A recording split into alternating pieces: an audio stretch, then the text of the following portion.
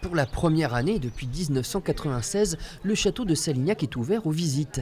Un apport d'argent bienvenu pour son propriétaire, Rémi Starkman, qui ne parvient pourtant pas à en profiter sereinement. Sous ses murs, une piscine est en construction, sans rien pour la masquer à son regard. Si on autorise celle-là, je vais en avoir une autre là, je vais en avoir une autre là, et puis il va y avoir des piscines tout autour du château. Donc je pense que soit on décide de préserver les monuments historiques, soit au contraire, on s'en fout et puis on fait ce qu'on veut. Alors que lui est tenu par exemple de rénover à l'identique ses toits en lauze, ce qui coûte très cher, il a l'impression d'un deux poids deux mesures concernant ses voisins. Il doit y avoir un équilibre des droits entre les individus.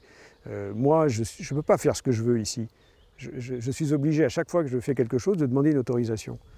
Autorisation, permis de construire, aval de l'architecte des bâtiments de France, le loueur de gîte à l'origine du chantier de la piscine nous dit avoir coché toutes les cases. On a tout fait en suivant les réglementations et c'est seulement après avoir eu tous ces éléments des bâtiments de France qu'on a vu avec la mairie pour déposer notre permis. Notre permis il a été déposé le 4 janvier et dans la foulée on a eu les autorisations. Pour la mairie, cette piscine ne serait pas un problème.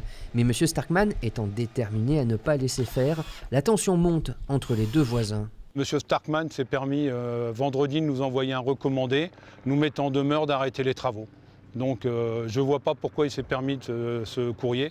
Fin juillet, je vais faire un recours gracieux auprès de la mairie. Par la suite, si la mairie reste campée sur sa position, c'est celle de ne rien faire, de dire « oh mais moi je ne peux rien faire », ce qui est faux.